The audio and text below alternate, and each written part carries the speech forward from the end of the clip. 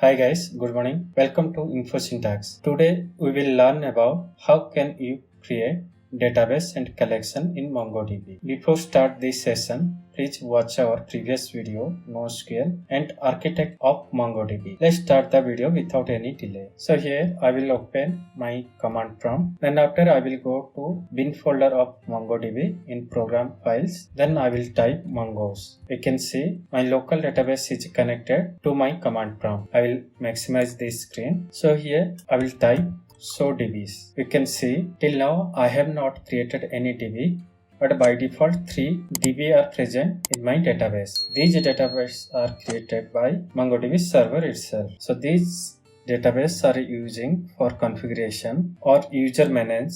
All these details we will discuss on our upcoming video. For this case, I will create one database, and in that database I will also create the collection.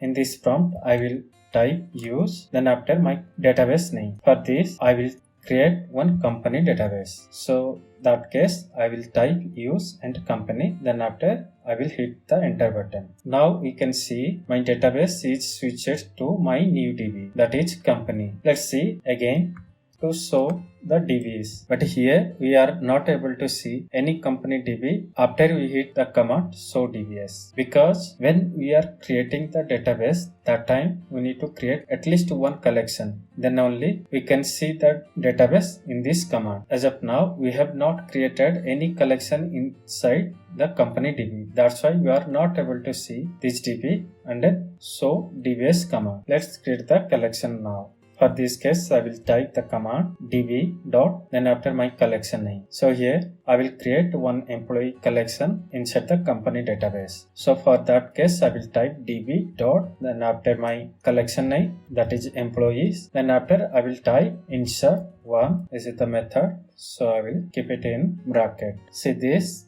It is giving the error actually, because this insert one method is expecting at least one argument, because when you are creating the collection, that time you are using insert one. Insert one is using for inserting any document into that collection. So I will type it again, and this time I will enter the parameter insert one method. Now this command I have entered one document, and that document contains the employee name and his salary. For this example, I have taken the Scott as an employee, and he is getting the salary 9,884 rupees. Once I hit the enter button, then data is inserted successfully in that employees collection. You can see this message also. This is containing acknowledged true, and object ID is some data there. So these details we will cover on our upcoming video when we will learn about the insert statement. Now in this session, your motive is to create database and collection.